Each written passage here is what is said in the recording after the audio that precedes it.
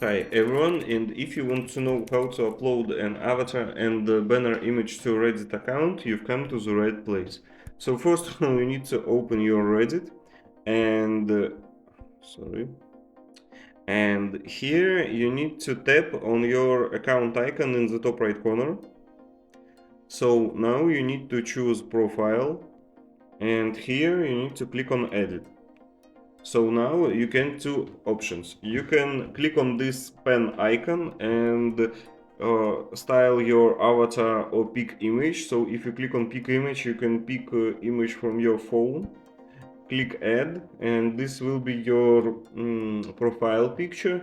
And if you click on add image, click on pick image and choose your image. This will be your banner image. So that's all. I hope this video was helpful for you. Thank you, leave a like and subscribe.